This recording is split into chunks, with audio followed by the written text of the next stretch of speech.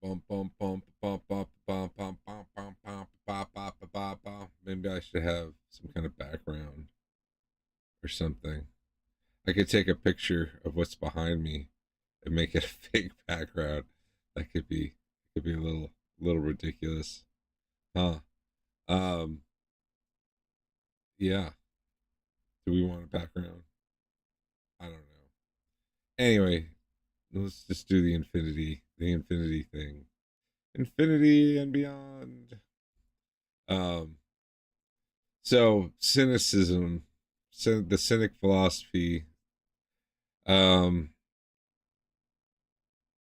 it's gotten a bad rap, man, because somehow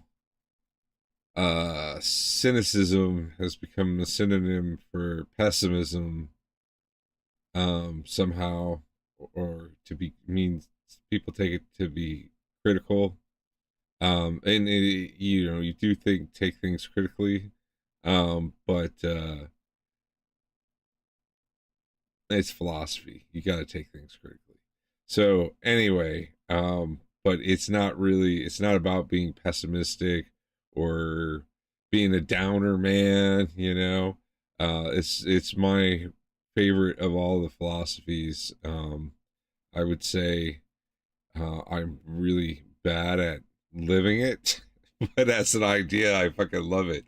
Um, so cynicism uh, is the Cynic philosophy, which comes from Diogenes, and I think I might be wrong about this, but I believe it's Sine, which is like Greek for dog or ancient Greek for dog.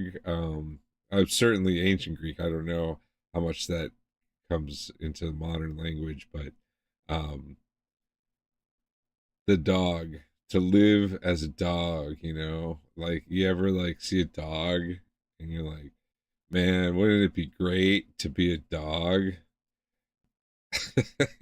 That's it. That's basically um the Cynic philosophy in a nutshell. Um there was a guy, his name was Diogenes, and he was like, man, wouldn't it be great to be a dog? Like, look at that dog there, fucking just lying in the sun, fucking eats whatever he finds. Everybody's nice to it. They pet it, they take care of it.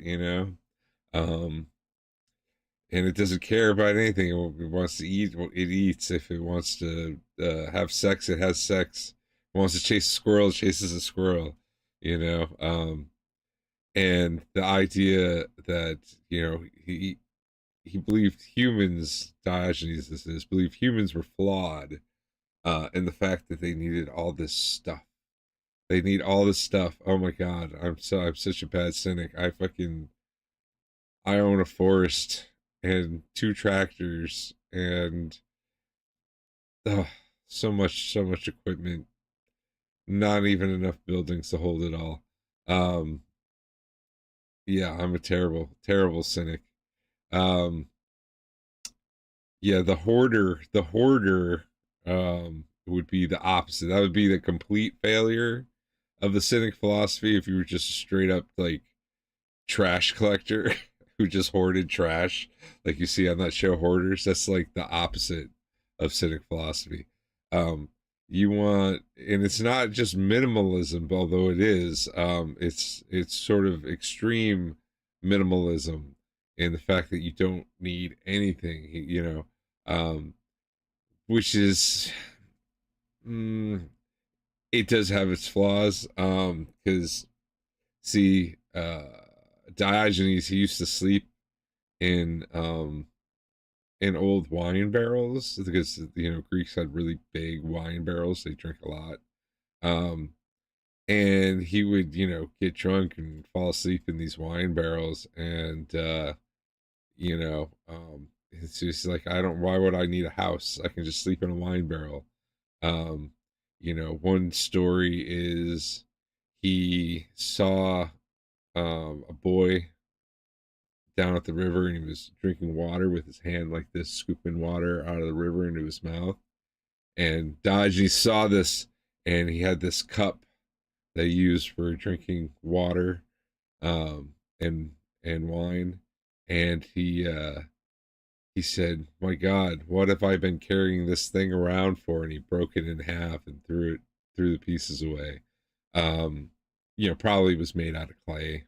Um, Common at the time. They didn't have plastic. Um, I don't know if they had glass. I'm not sure, but certainly not metal. Why would you have a metal cup when you can just make one out of clay? Potholes. You know why they're called potholes? Because people used to dig the clay out of the road and make pots with it, and it would leave a hole in the road, and that's a pothole. Because goes back to ancient Greece. So ancient Greece. Do you ever think about ancient Greece? Think about what it looked like. You got like these columns, and you got dudes in robes, and people playing instruments and all this stuff, right? And think about how we like they depict heaven in paintings. It all looks like ancient Greece, man. That was the time, dude. That was the time to be alive. My goodness. Everything was new. Life was crazy. Had people living in wine barrels. Anyway, so yeah, his whole thing was just be like a dog. You don't need anything. The dog's got it all figured out. Just do what the dog does. You wanna lick your nuts in public, lick your nuts in public. You know? Um Famous story, another famous story about Diogenes. Of course, the most famous is Diogenes' lamp. Diogenes walking around with this lamp, right? And lantern, whatever. And someone goes, "Hey, Diogenes," because they did that a lot. The public forum, the city square, the polis.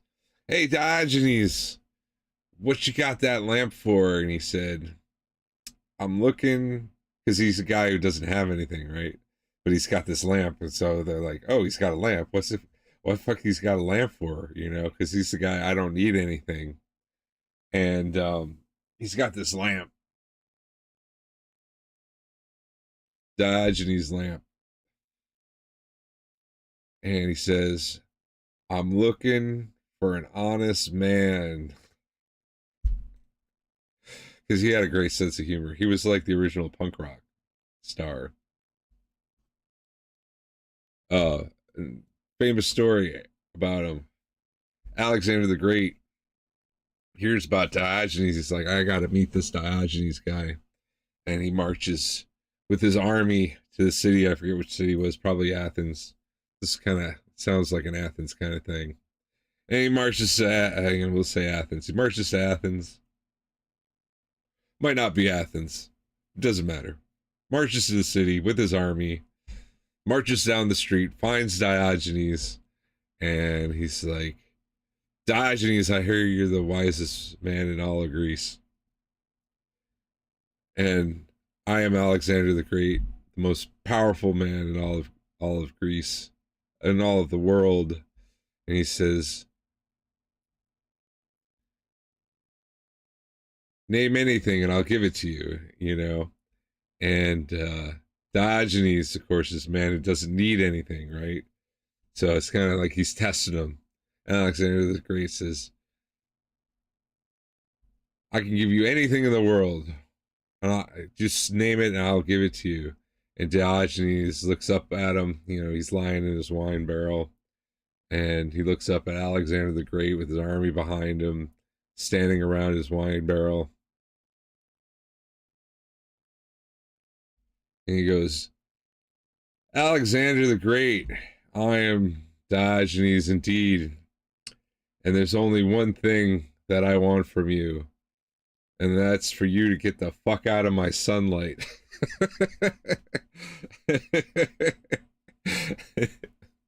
That's Diogenes. Another story of Diogenes is, you know, This is him being a punk rocker. They're having the theater, they're doing a play, and Diogenes is watching with everybody else because, whatever. But apparently Diogenes didn't like it because he marched down the aisle and stood in front of the stage, and he took a big old shit on the floor and he left. Because that's how a dog would show his displeasure.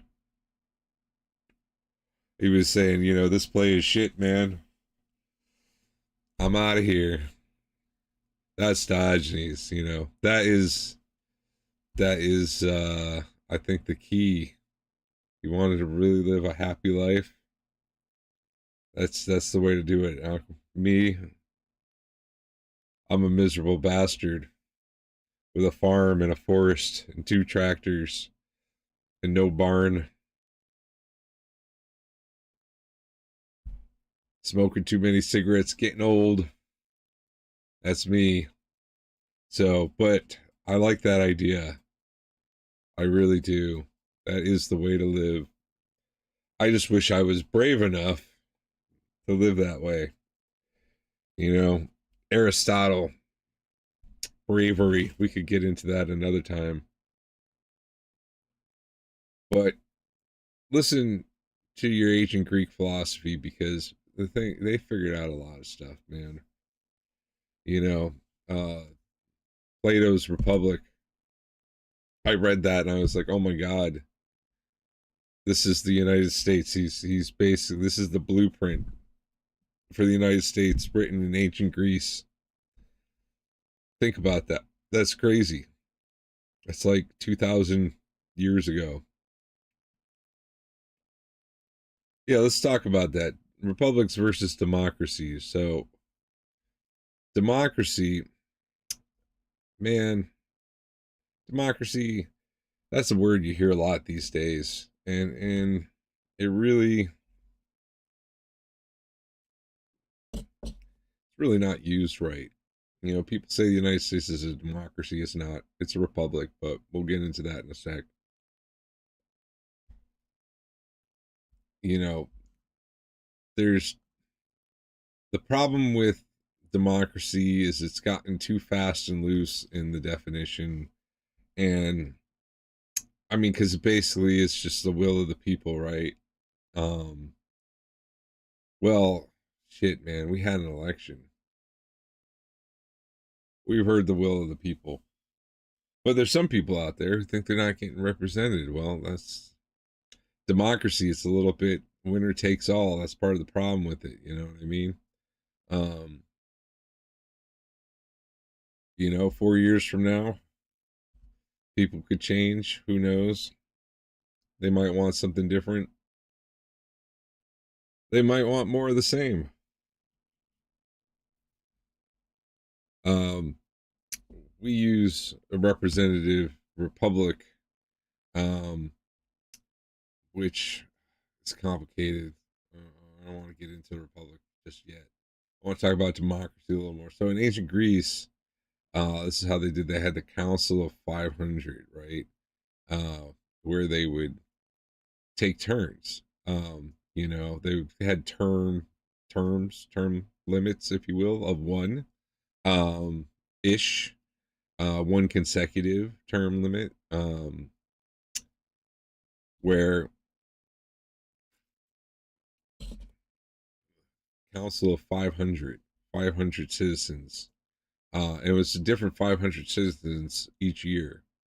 So it was just your civic duty. Everybody took a turn.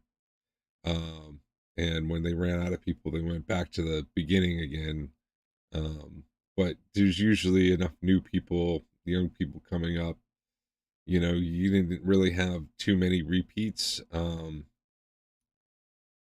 But anyway, the Council of 500 would vote on stuff. Um, they would use these little markers. It's not really important, but they dropped tokens in a wine barrel. They were drunk a lot, the ancient Greeks. I really think we need to drink more as a society. I think we've really gone away from that. I think that's one of our big problems in society. Every time Americans stop drinking, things get bad, you know? Um, think about it. Isn't that weird? When we banned alcohol together, organized crime ran rampant in this country. Um, drunk people don't put up with shit. You know what I'm saying? You know what I'm saying? Sometimes we just need to get drunk and beat the shit out of each other. Nothing wrong with that. Um, let's try not to kill each other. Let's just beat each other up and then be friends afterwards. Um, but anyway, that's how the democracy worked. Now the republic is, you've got the judges, right? Supreme Court. You've got your representatives, which are chosen by the people. But the idea is that people would choose the smartest, the brightest, whatever. It's a little bit of a technocracy. Flavors of a technocracy, which is another form of government, but we won't get into that. And the military. And in the republic, the military is OP, right? That's why the United States has the greatest military, even though it's been kind of slack lately. But we still, even being slack, we still could kick the whole world's ass if we needed to. Um, that's one thing that America definitely knows how to do, is kick some ass when we need to. Unfortunately, we've been kicking ass when we don't need to lately, for the past 50, 75 years now.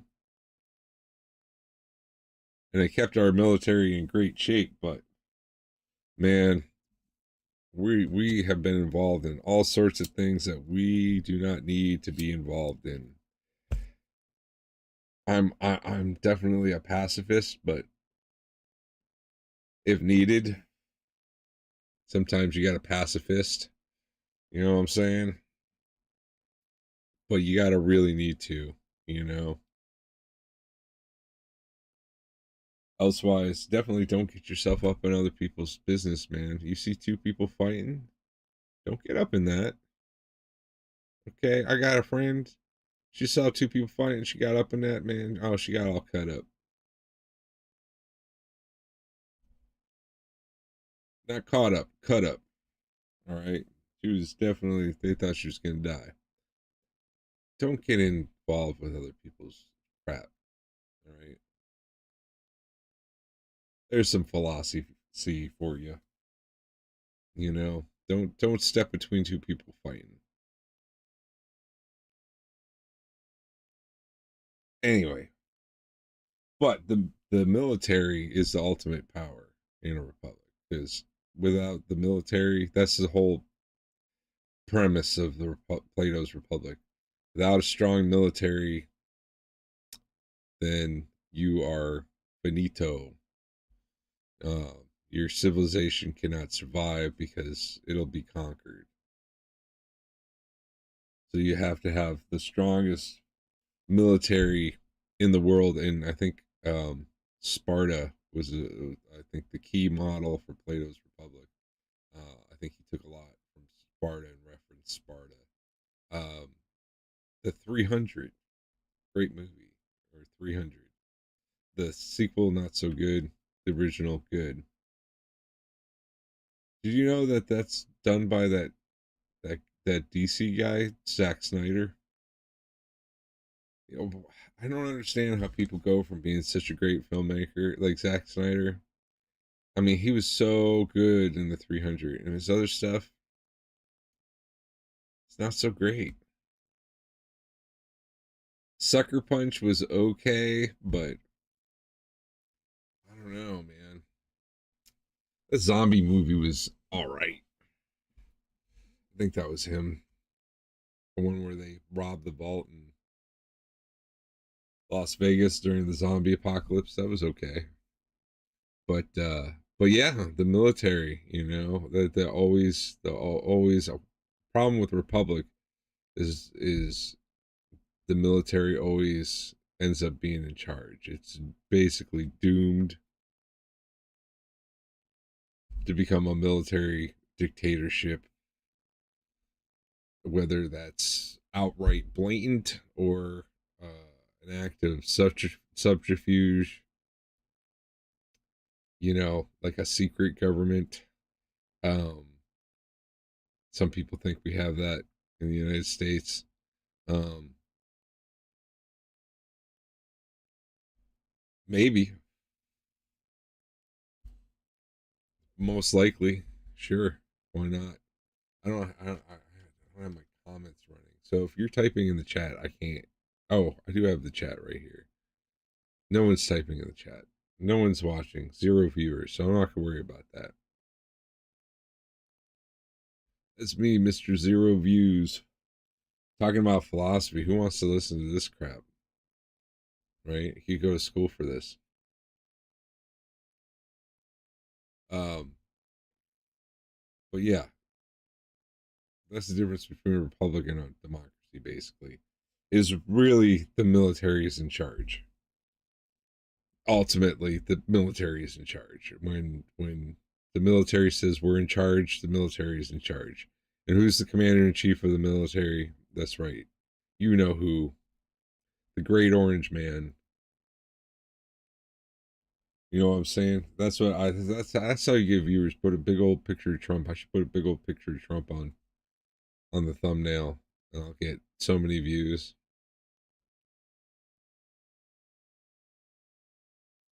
Yeah, man. Meandering. This is what happens when you don't prepare. You don't prepare a video ahead of time. You just have a thought and you meander. That's what I'm doing. Xenia. I love Xenia. That's another thing from ancient Greece. Xenia or Xenea, whatever. We don't know how it's actually pronounced. But this is the art of being a gracious host, which is something that the ancient Greeks had perfected to a T. So they had these rules. When someone comes to visit, it doesn't matter who it is, and you can see this in the philosophy of Jesus Christ as well. Um, but Xenia, Xene, as in the alien, the foreign,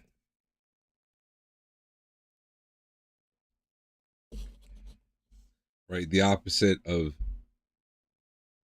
Xenia is xenophobia, right? To fear the foreign, the unknown. Where Xenia is to welcome the foreign. So if someone comes to visit, you don't know who they are, you invite them into your home. You don't ask them their name. You don't ask them any of that. You bathe them and you feed them and you give them a chance to rest and you entertain them before you even ask their name or their story. After you've done all that, once they've been fed and cleaned and entertained, and you got them nice and drunk. Because remember, we're talking about ancient Greece. Man, this is making me want to drink. I'm gonna go. I'm gonna go grab some. Let's see what I got. I'm gonna go see what I got to drink.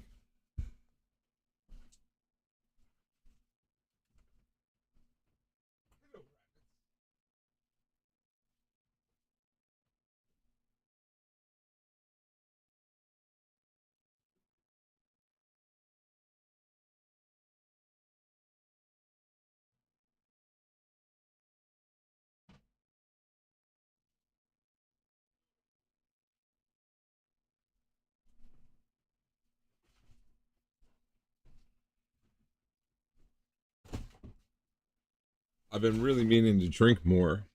I'm a person who doesn't drink a lot. I drink socially, but I'm not very social, so I don't really drink anymore. I'm always doing stuff. I'm always working all the time. So I got some Paramount vodka and box wine, sangria. Yep, I've been drinking coffee with chocolate milk, which is bad for me.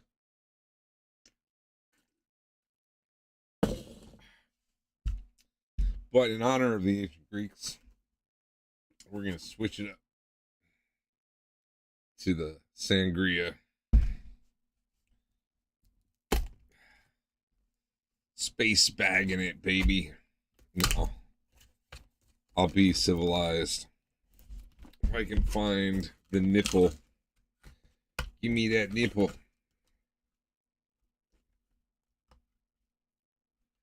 Should I follow the Cynic Philosophy and not use a cup?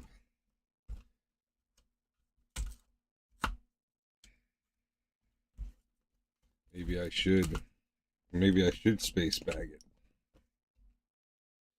But then I know I'm not going to drink the whole thing. If I was going to drink the whole thing, if I had people over, yeah, I'd totally space bag it. But instead, I've got some red cups. I got a friend who hates red cups because he's got a farm, and every time there's a party, there's red cups everywhere.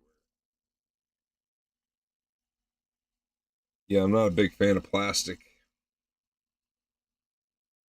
but I'm less of a fan of doing dishes. All right, I got my cup of wine.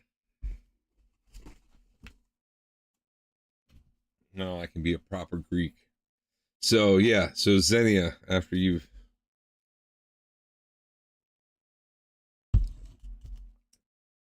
Xenia, Xenia, after you've properly fed and taken care of your guests, only then do you ask them their name and their story. And they were expected to tell a story about how they got there and their travels and all that. And think about it, you didn't have the internet back then. That's how you found out about shit. Just talking to people.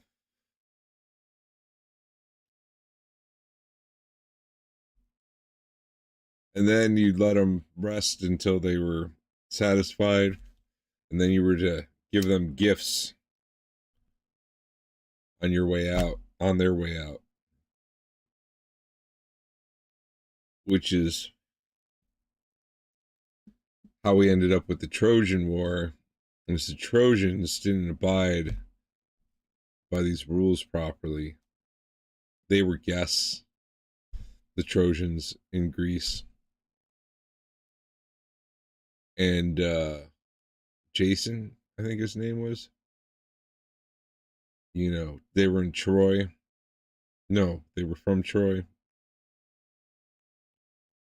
And I want to say they were, it wasn't Agamemnon, it was somebody else. But they were guests, they were fed, they were entertained, all that, given gifts, and then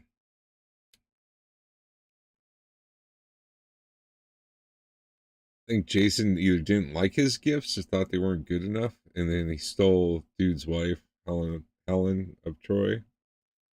Um, which they kind of broke the rules by doing that because you got to be a good guest too. Because if you're not a good guest, then it doesn't work. The only time I do dishes is when I'm visiting somebody. I'll offer to do their dishes. If you're at my place, you can offer to do mine. They've been sitting by the sink for, I think, 2 years now. Anyway, that's besides the point. I guess when it comes to doing dishes, I'm a true cynic. What were we talking about? Forms of democracy. Oh, forms of government. Oligarchy. There's a word that's been thrown around a lot lately. Yeah, man. Oligarchy. People are like, oh, Elon Musk is taking over the government. It's an oligarchy. It's always been an oligarchy. What are you talking about? Select few in power. Oh, Marlo's called me back. We'll talk about oligarchies another time. I'll talk to you later.